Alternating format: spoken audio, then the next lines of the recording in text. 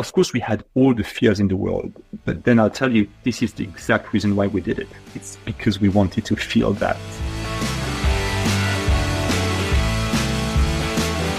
Welcome and welcome back. Hi, Florian. How are you doing? Mario, hi. Good to see you again. Today, I have a very, very difficult question for you, Florian. If you have to pick between the next two dishes, one of them, which you can eat till the end of your life, but the other one you cannot touch anymore. So, pizza or pasta, Florian? Oh, yeah, that's a tough one. It's a tough one. Oh, my God. You always ask me such tough questions. But as of today, I mean, if there's a death sentence or something like that, I would rather go with pasta today. So, pasta till the end of your life. Yeah. We have today a guest, which is not just a close friend, but an entrepreneur who disrupted our industry not once, but twice. First with Big Mama, which he set up 2015 with his friend Tigrane. And we can fairly say that Big Mama changed the way how we look at, I would say, Italian casual restaurants. There's now 25 Big Mamas out there in 5 different countries, 2,500 employees. And it was valuated for around 270 million last year when McWin bought a majority stake in that. The second disruption is a completely different one. We're going to talk about that. It's a FinTech company called Sundays. It's actually the fastest way to pay and has already thousands of restaurants as clients. It was 2021 set up and was the largest seed round in that year. Since then, Victor and the team raised over 125 million. They now have 120 employees. Victor runs that or co-runs that. And Sundays is active in US, UK, and France. Welcome, Victor. What an intro. Two times disruptor, Victor. So guys, thank you very much for having me.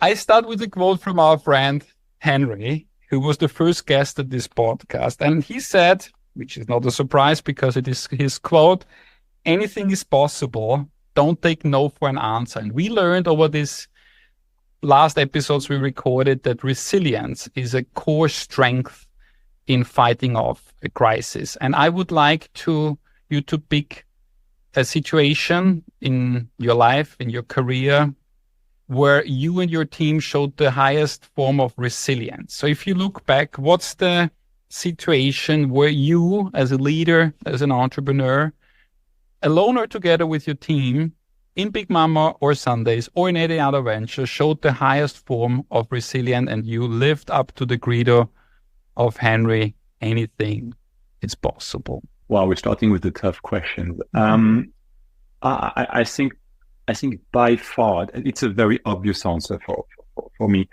We launched Sunday at the very, very peak of the tech boom in 2021. So we raised our Series A after 3 months when we had 20 live restaurants. So we raised 120 million at this time in August 2021. And if you look at the stock market, the stocks of FinTech and then generally of tech started to fall, not to fall, to sink, literally the day after our closing. And so 4 months after we had raised, and we had raised on a very, very ballsy valuation, our value was probably cut in 10. I mean, fintechs like PayPal, the biggest fintech in the world, were cut in 10 in the stock market. So us as a very, very early stage company were at least cut in 10, if not more. Yeah.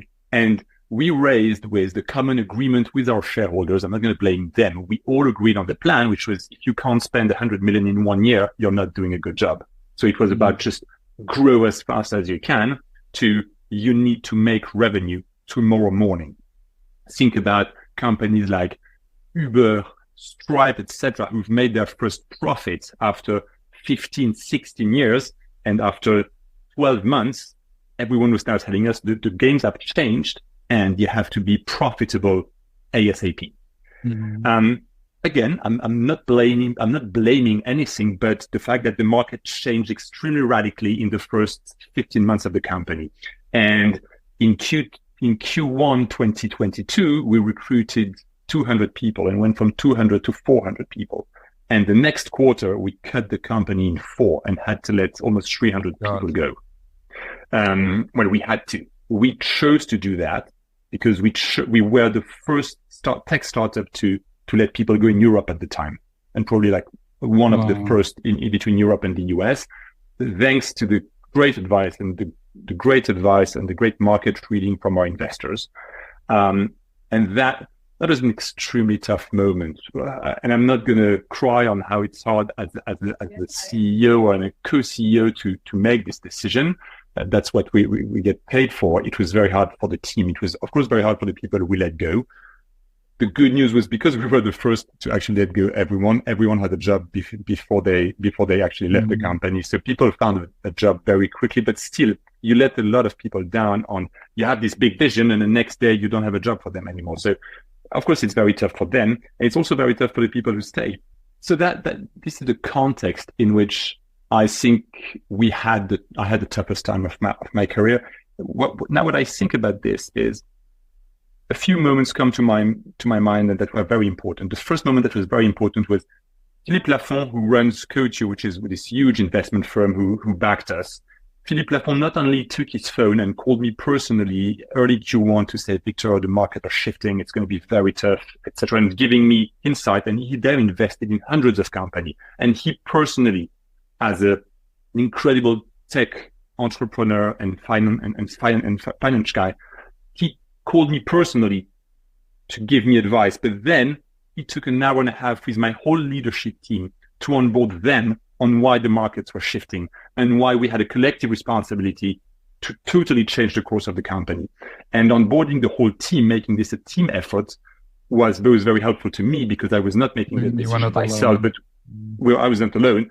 I mean, that was a great example of a great backing from investors. The second moment was, as a CEO, you're thinking, oh my God, the internal dynamic, the corporate culture, what are people going to say? And then the media, if I'm the first to let people go, maybe I'm wrong and we're going to have bad buzz in the media. And you're starting being extremely worried about all these things. And then I remember Tigrane, one of my 2 co-founders in Sunday, saying, Victor, you're getting lost in rabbit holes here. Think about the big picture. We are building a generation-defining company for the next 20 years. In 6 months, no one will remember that. So what about in 10? What about in 20 years? If you do the thing properly, if you treat people right, it's going to be fine. Don't get lost in little rabbit holes. Think about the big picture. And I think it's interesting to note that at this time, Tigrane was CEO of Big Mama. I was the CEO of Sunday. We're 50-50 in both companies. But the fact that he was not involved on a daily basis was extremely useful because he could give me, as a co-founder, very, very good perspective. And then the third thing, of course, is, I mean, this was a team effort, a team achievement. And the truth is everything we thought happened. We were very glad we made the very early decisions. The team stood very strong together. And I learned 2 things. Do you know what is the first thing that creates culture in a company? Success. And the second thing that creates culture in a company, literally going at war together.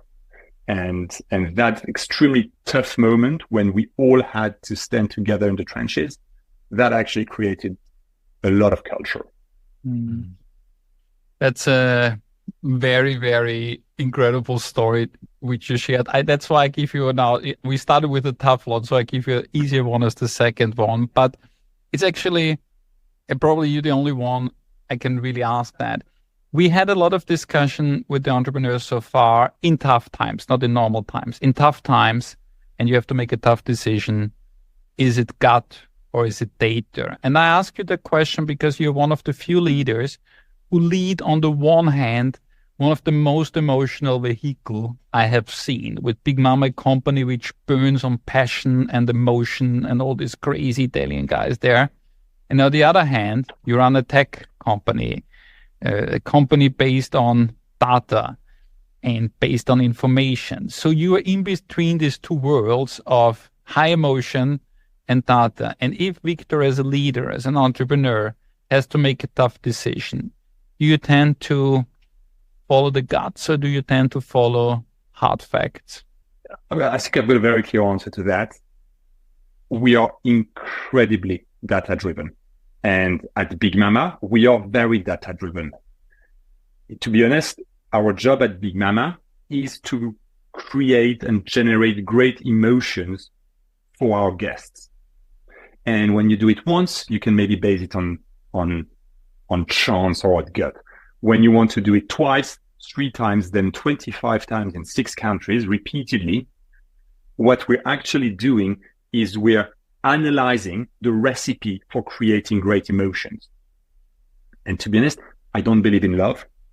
I think love is a vague gut word that captures the fact that between 2 people, you can repeatedly and consistently generate a vast spectrum of great emotions.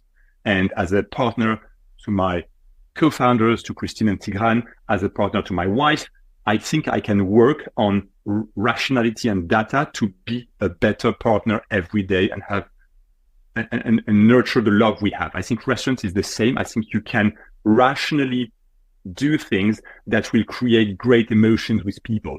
You can actually analyze that the smile you're going to get when you arrive at a restaurant, that the fact that your plate is beautiful and looks very yummy, the fact that the music is at the right level of sound and that you're not being obstructed by ambient sound that breaks your conversation, all these little things added create soul, create beauty, create love in a restaurant. So even in the restaurant industry, we have a very data or analytical approach, if you like, to creating soul and creating love. Of course, Sunday is 100% data driven. So my answer is we take 100% decisions with data. I will, though, add a caveat to that.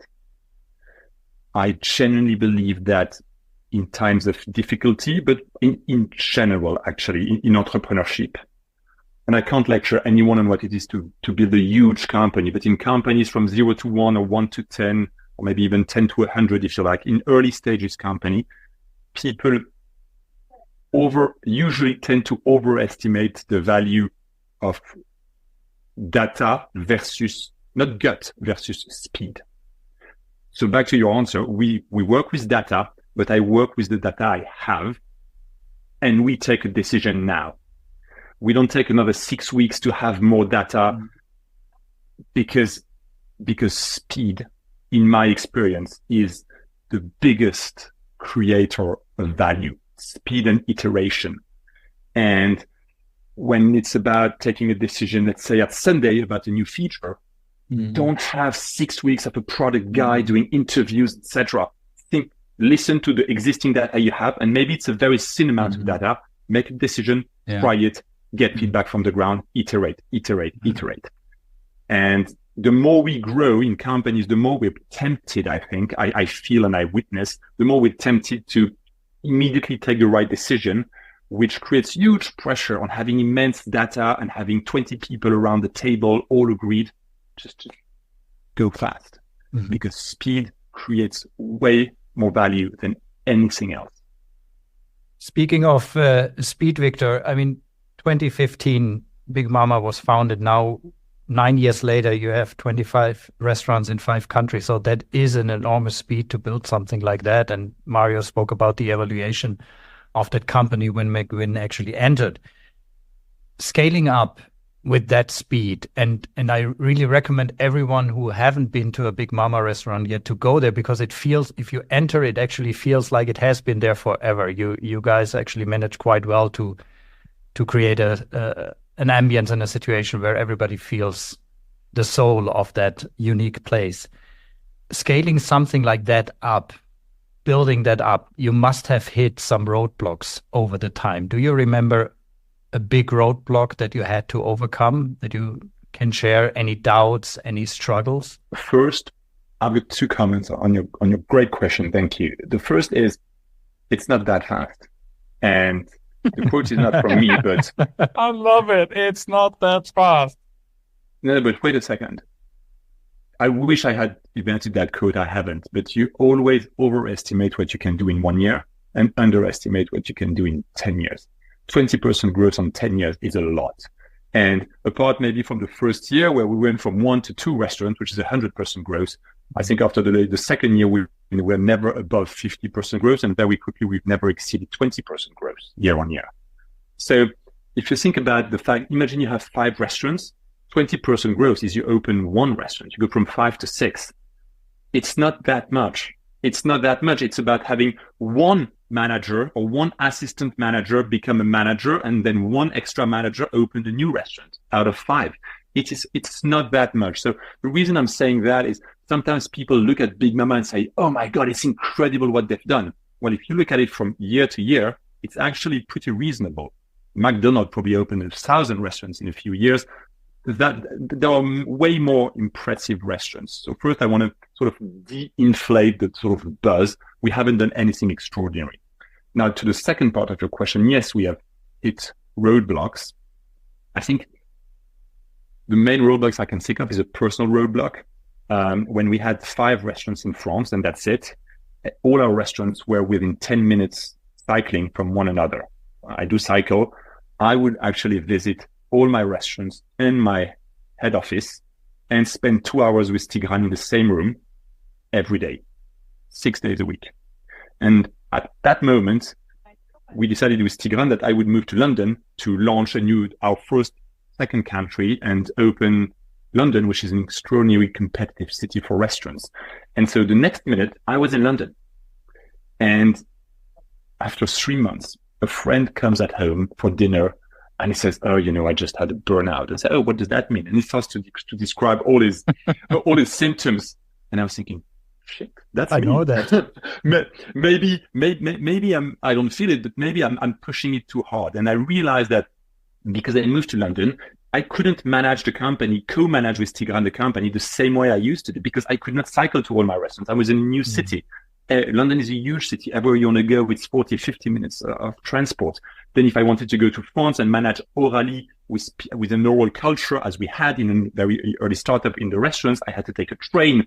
There is time difference. It costs €300. All of that was very difficult for us at the time.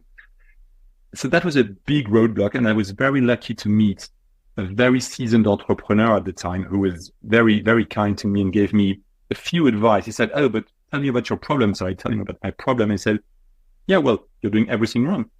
Just change everything you do. I was like, well, thank you for your kindness. And he said, you need discipline. You need discipline. Discipline will set you free. And you need a management structure in your company. And then I said, please, what's a good management structure? And he said, I'll give you a secret. Any bloody management structure is good as long as everyone has the same. A management structure is like a language. You just need speak any language you want. You just need everyone in the company to speak the same language.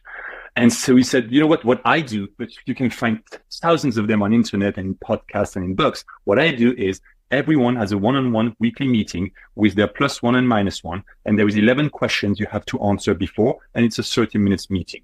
And everyone in the company does that. At the time, we were 600 people in the company. We started to do that with Tigrane. 7 years later, we're 2,500, and everyone still has a one-on-one management meeting with 11 questions prepared every week about what was great in a week, what was tough, who do you want to congratulate, how can I help, what could have gone better, and do you have any feedback for your manager? 11 of them, but one structure that changed my life. And this change in structure, and you said it changed your life, that also enabled you to get more drive, because if I listen to you and I said you had basically burnout syndromes, how did you regain energy? Because it must have been a loss of energy or drain in the time. Yeah, well, then I'll be very honest. I am gifted with the fact that every morning I wake up and I am high energy, whatever happens. Every morning I'm happy at 6 a.m. So that's just chemistry. That's just your character. Happy at 6 a.m. So happy at 6 a.m. I want to travel to a memory I have. We were all in the middle of COVID, and I back then did this sharing questionnaires where each of us tried to help each other, and I talked to a lot of entrepreneurs. And I remember back then, like, nobody saw the end, and people reacted obviously different. And then at one stage, I remember you called me and said, like, I have this idea. We are raising money now, but back then it was called Beep Beep. I remember it was not even called Sunday. And we are now launching this, whatever, tool, payment tool. And I thought, like, this guy's completely crazy. The world goes under. Us restaurateurs don't know what the fuck we should do anymore. And he's setting up a FinTech. And you shared about the struggles, what happened afterwards. But I want to come to this moment because you already had a proven success. You made it now smaller than it is, but you had a proven success with Big Mama. You already went international and you got funding in there. So you had something to lose. You already created a face value. You already were successful entrepreneurs. And then you started in a completely different field in FinTech, in another country, in US, during the biggest crisis of our industry, a completely new venture. Did you had any sort of Schwellenangst? I mean, you speak German. I don't have to translate it to you, but to the listeners, it's that fear of threshold of borders. Did you have anything to say, let's not do that? Like, this is a distraction. I maybe fail there. I maybe lose my face value. I don't know what I'm doing there. I'm dancing on 2 different weddings in the biggest crisis. Was there any fear or Schwellenangst in that moment? Every single fear you've named, we had. Plus, we had the fear with Tigrane that it would massively unbalance and challenge the balance that we had as co-founders, co-managing Big Mama. Plus, we had the anxiety that when you raise so much money, you expose yourself so much, both, of course, to the people who invest in you. And we raised money and we actually called all our friends. We had almost 100 people and friends and restaurant of friends investing in us, and people investing tens of millions. And we had this big boom. Of course, we had all the fears in the world, but then I'll tell you, this is the exact reason why we did it. It's because we wanted to feel that. It's because we were looking for that feeling. It's precisely that feeling that made us think, if we're anxious, it means we're taking significant risk. It means we're exploring significant territory. It means we are making our work and effort and time worthwhile. I'm going to work 80 hours a week. I want to make sure I'm using my time the best way I can. And I think what I enjoy doing is creating, breaking grounds, exploring, doing challenging stuff. And this is the exact reason, because we had this feeling of fear that, and trust me, it's 3 years into it. We've literally doubled in the last quarter, doubled in the quarter before. We've made over $1 billion in transaction in 3 years, which is a huge amount. We are on a roll, and that fear hasn't left me for 1 second yet. Actually, the fear at Big Mama after 10 years has not left me. But the fear to us is a huge driver. There is a quote, I tried to find that now, if not I copy it in. There's a quote from a philosopher, and he said basically the biggest reward lays in that cave where you have the biggest fear to enter. And that's basically what you said. Like, we looked for that fear and we looked exactly for that feeling, because probably you felt that in that cave or behind that door, whatever you want to say, there was a big reward laying, and you shared that just now. Yes, and Jeff Bezos, who is not a great philosopher, said when you're Amazon, if you don't take billion-dollar risks, you're not doing your job, because you're the size of Amazon. And when we had the board conversation a few months ago saying, let's just make sure, let's remind us, why do we want to maybe consider expanding Big Mama to the US?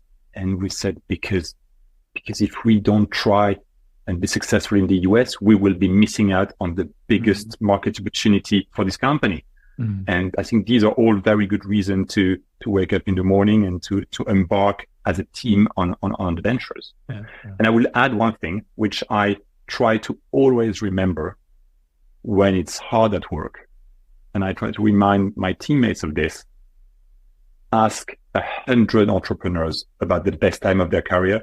100 will tell you about the early days when it was so hard. None of them will tell you when they rang the bell for listing a company in New York. None of them will tell you they loved when they had great payback, media, whatever, recognition. No one cares about that. Everyone will remember about the hard days. And so when it's the hard days, I'm thinking, in 10 years, I will remember this moment and say it was the best days of my life, of my professional life.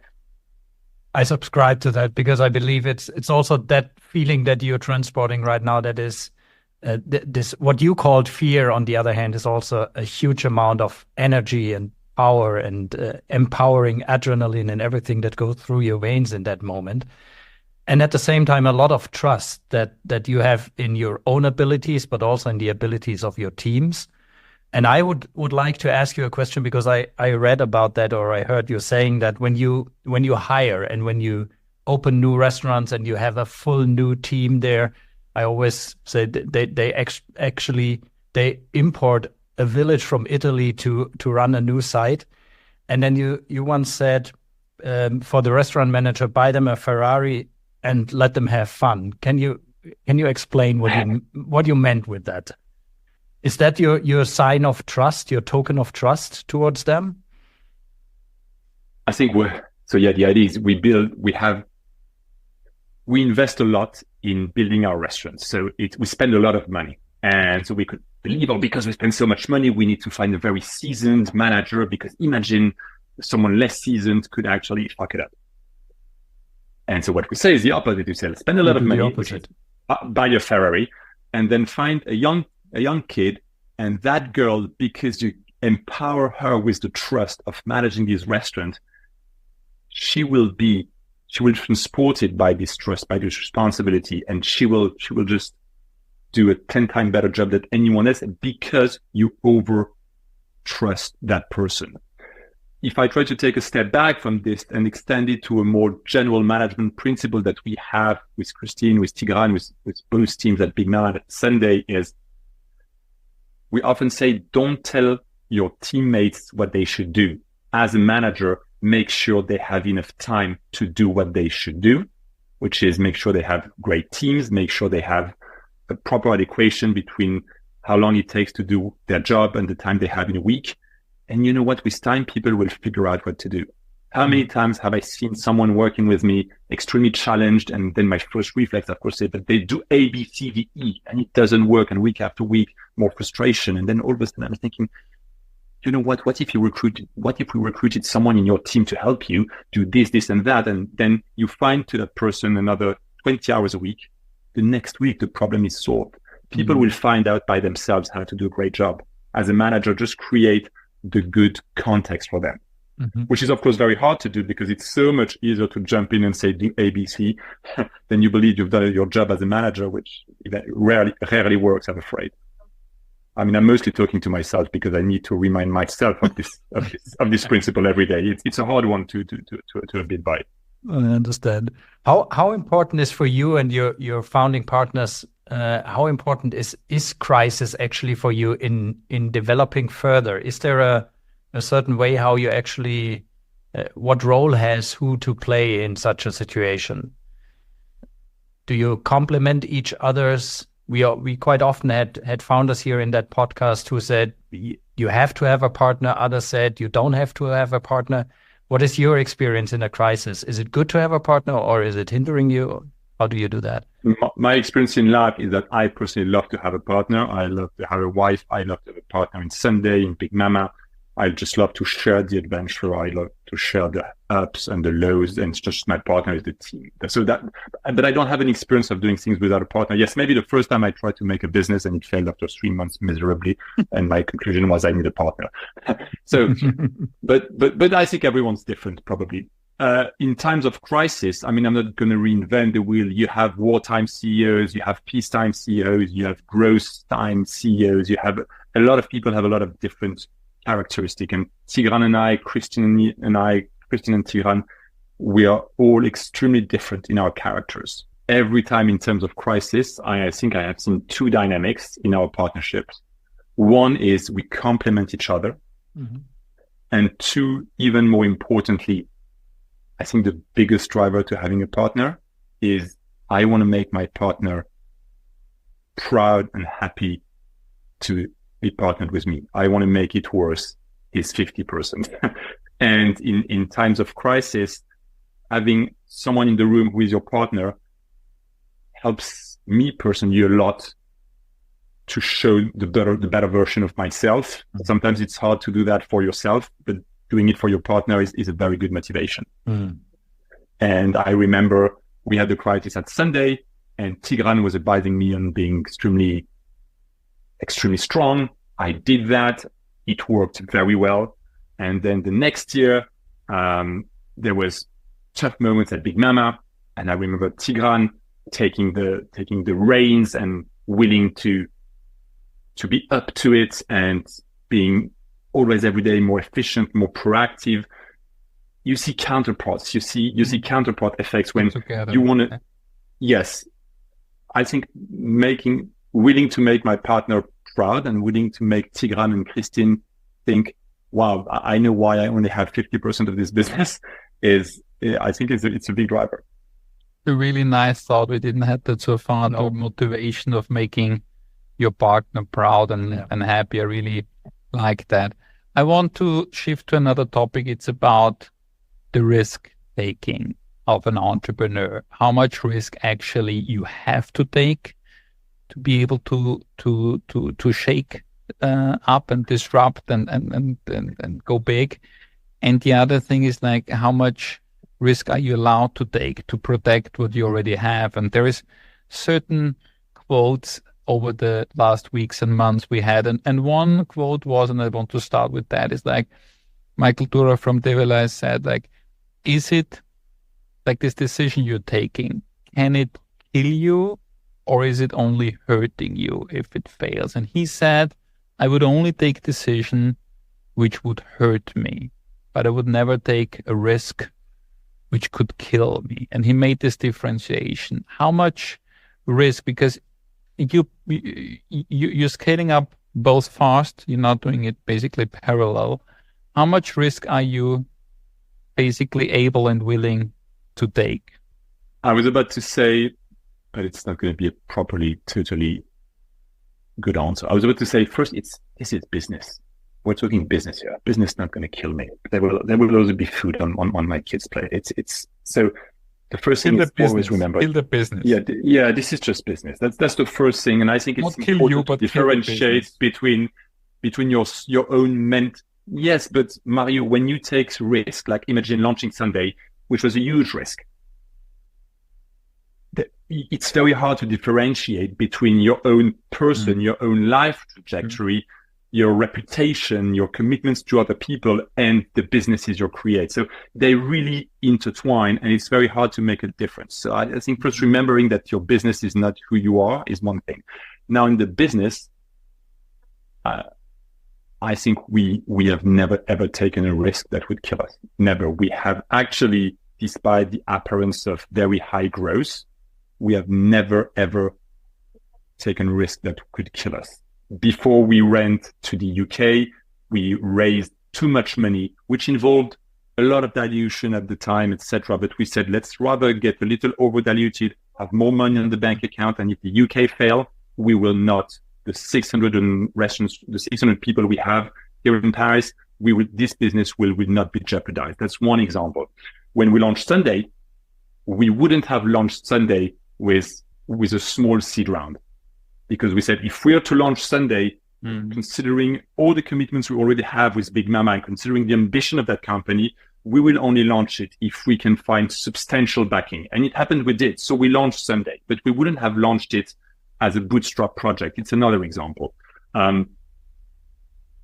So I think we have actually always behaved like, in French, you say good family dads, very reasonably. And when you want to go fast, I find it very reassuring to take other protections. So I sleep extremely well at night. And we've always had incredibly supportive financial backers, for instance.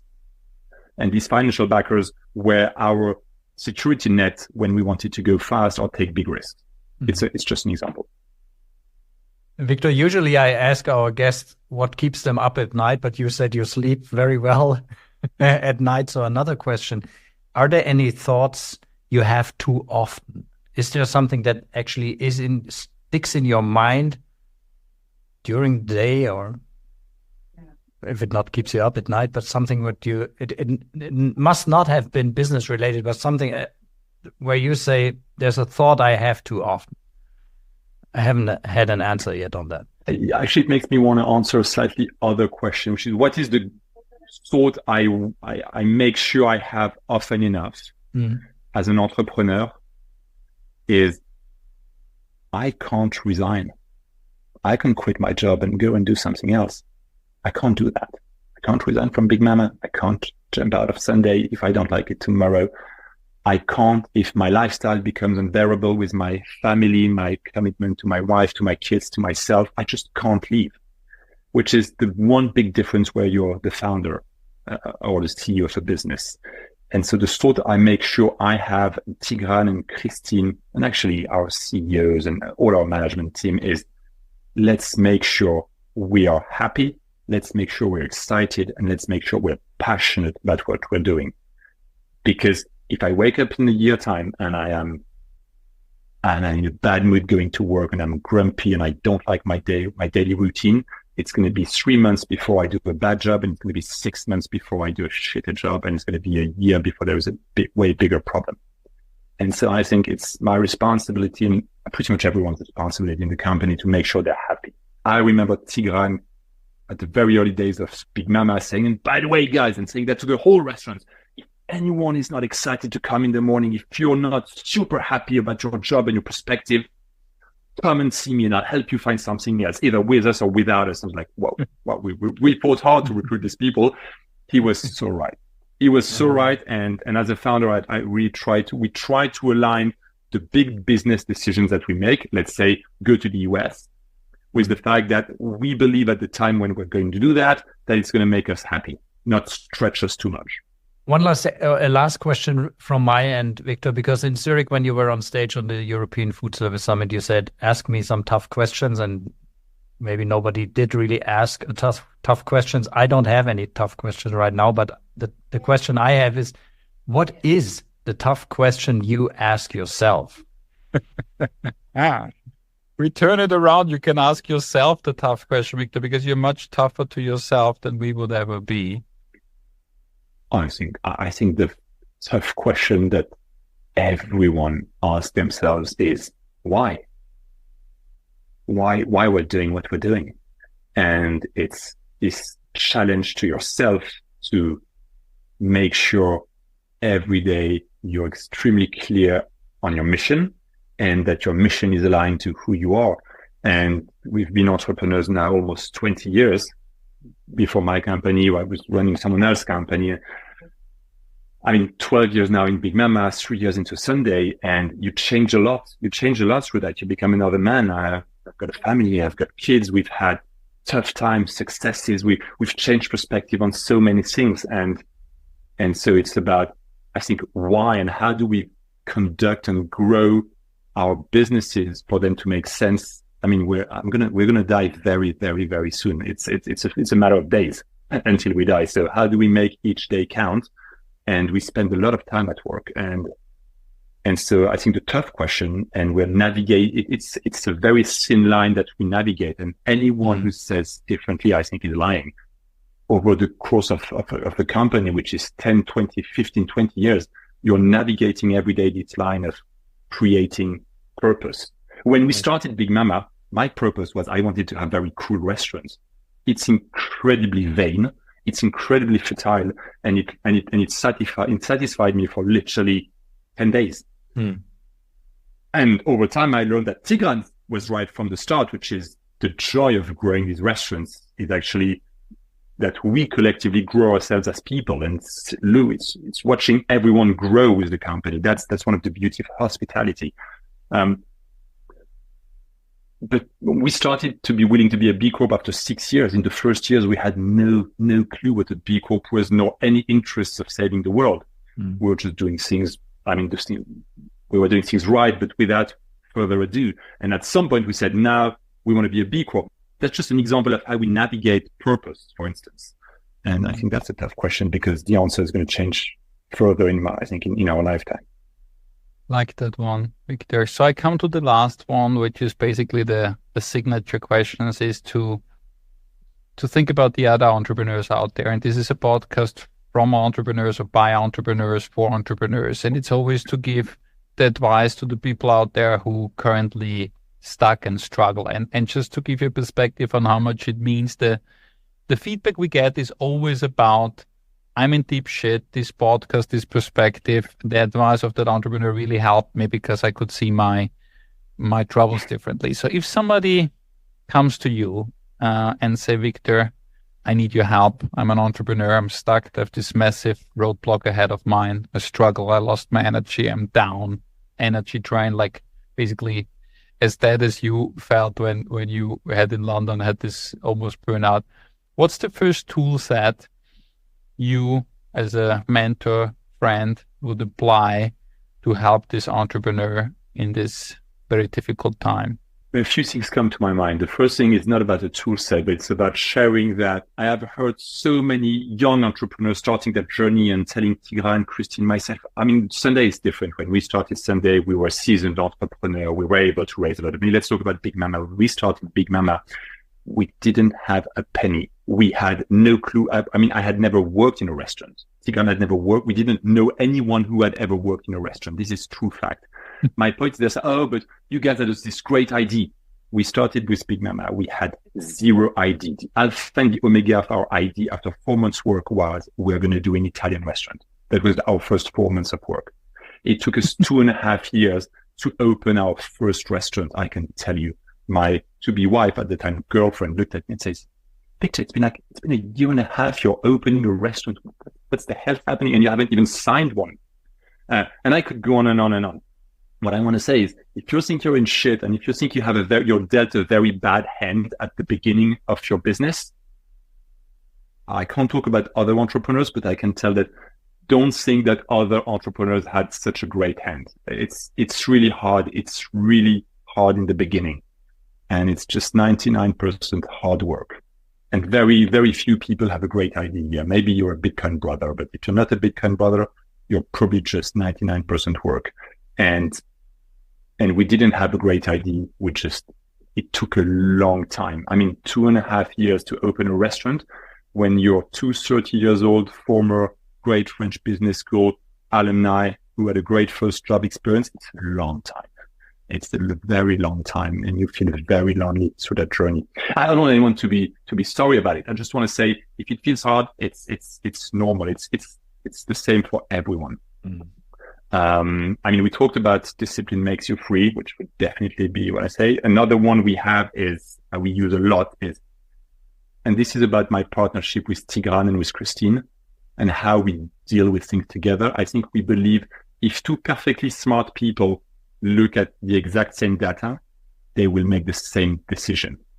And so perfectly smart means, in my mouth here, it means not emotional, with the only will to be rational and to wish the success of the company. Mm-hmm. And so we have never, ever, either with Christine or with Tigrane, at some point, one outruled the other. We get into a room and we talk it through until we agree. Another way to say that, if you have a business partner, one day Tigrane told me that it was about cooking tripa alla romana, which is the guts of the cow, and in Rome they cook that. It's pretty special. It's a little weird. Not everyone likes this. I love it. And I said to him, no, but we should absolutely do it. It's super authentic. And he says, yeah, but you know what? I'm not sure I like it. And Victor, to be honest, I don't think many people like it. Yeah, but blah, blah, blah. And I started to be frustrated that he would tell me no about something. That was in the very early days of Big Mama. And he said, but you know what, Victor, imagine 2 circles. And these 2 circles intersect. And I think if we focus on what is at the intersection of these 2 circles about what I like and what I want and what you like and what you want, I think this intersection is big enough for us to build a great company. And I never forgot that. And I actually think about that a lot with my wife, with my friends, and every day in my partnership. It's about focus where the circles intersect in your partnership.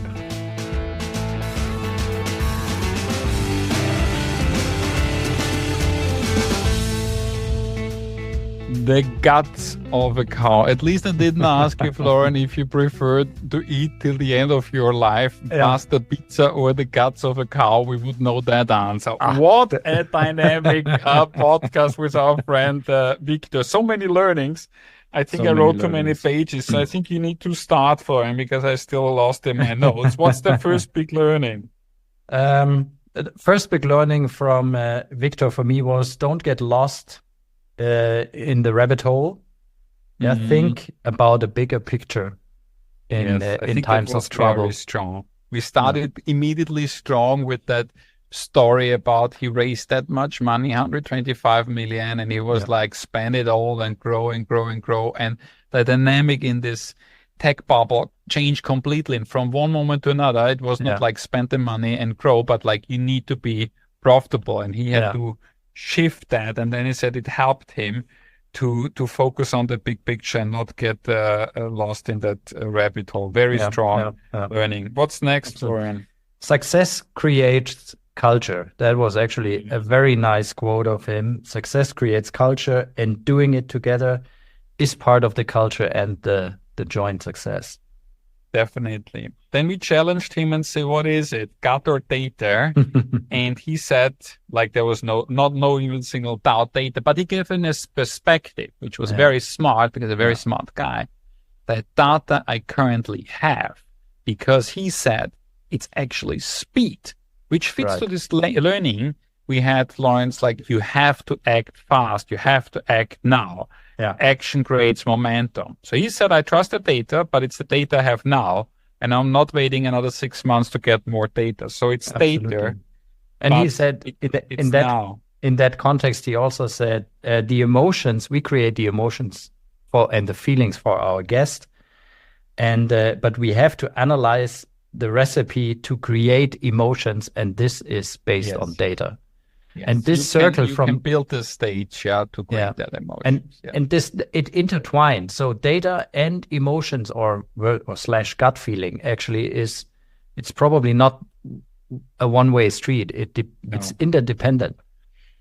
I like that thought. The next one we talked about his move to London, and you challenged him, said, what was your big roadblock in Big Mama? And said the big roadblock was me. I was like almost close to a burnout, and then he called this coach or mentor, and this guy, and he said to him, this is my problem. What do I do wrong? And the guy said, everything. You do everything wrong. And he said, what should I do right? And he said, like, discipline will set you free. A very strong quote. Discipline will set you free. And Victor said, like, how do we do that? Like, what structure should I apply? And the guy said, any management structure is good as long as everybody is doing it. And he said, management structure is like a language. And then he shared his tools of the 11 questions, etc. But very strong. Very strong. Discipline will set you free. And now he's obviously a happy person waking up at 6 a.m. in the morning. But happy person. Next step, and this is actually a point of view, an aspect that I think we never had before.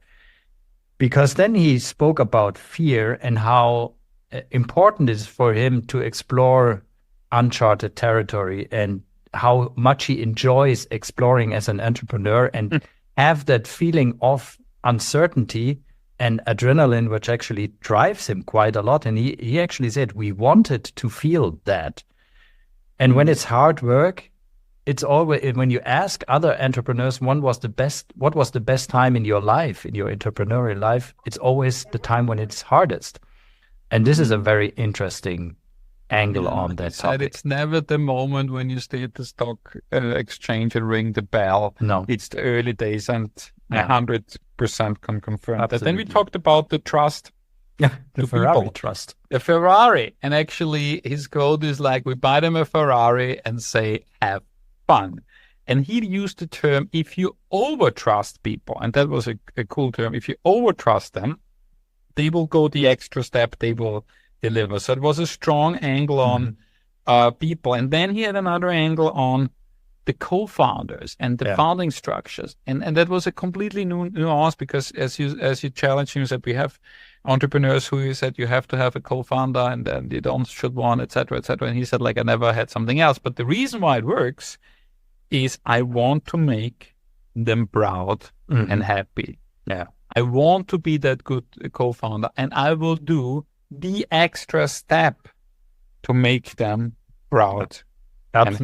Helps me to show a better version of myself, not for me, but for my partner. That is actually, it's very strong. I think it's a very interesting dynamic in such a cooperation between 100%. two leaders. Another thing, business is not who you are. It's when you were asking only him, business, he said.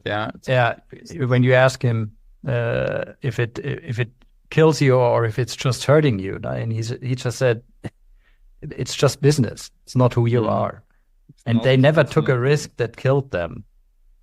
That could kill them. He said, like, seems to be a word-for-word French translation. He said, we act like a good family dad, which basically is taking care of the family. And then we're coming towards the end, but he said, like, you ask him about a thought he had too often, and then he twisted it and said, I want to answer it another way, a thought which I make sure I have often enough. And he said, I can't resign. It's my baby. I'm the co-founder. I'm the CEO. I can't resign. And because I cannot resign, I have to be happy, excited, and passionate. Because imagine if I'm not. And imagine 6 months from now what shitty job I gonna do. Very wise. Very wise. And to close this up, his advice for other entrepreneurs in doubt and trouble: don't think others are better. I like that a lot. And don't think they have better ideas. It's always 99% hard work. It's just a job, he said. It is. It's normal if it feels hard. So true. And he also said, if two smart people look at the same problem and make sure to keep the emotion out and stay rational, they will come to the same conclusion. And to the same decision. And then as a last one, he shared that guts of a cow, where he and his partner argued, do we have to sell the guts of the cow? And his partner said, look, if we focus on the overlapping, where we are overlapping with our beliefs, what we should sell, and we focus on that, we will be definitely on the right track. And probably that's not the guts of a cow, I think. Probably not. So I now want to put, before we end, I want to put a special request to all of our friends at Big Mama, to Victor, to Tigrane, to the great management team out there, and to the new founders, to the new main shareholders, McWin, Henry, and all our friends there. We want to see, we challenge you now, Florian, we want to see a pasta guts of a cow. That's it for today. It's not getting better. Thank you, Florian. That was fun. Have fun eating pasta till the end of your life. I will. Never regret. Have a good day. Take care, guys. Bye-bye. Wow. We hope you've enjoyed this episode as much as we did. But sharing is not just caring. It is also empowering. So recommend this podcast to fellow entrepreneurs who might need a dose of inspiration. And don't forget to hit the subscribe button so you'll never miss out on future episodes. Thank you for being part of the community from Doubt to Drive entrepreneurs only. Mario and Florian are already gearing up for the next episode. Until then, stay tuned, stay driven, and we'll be back next week.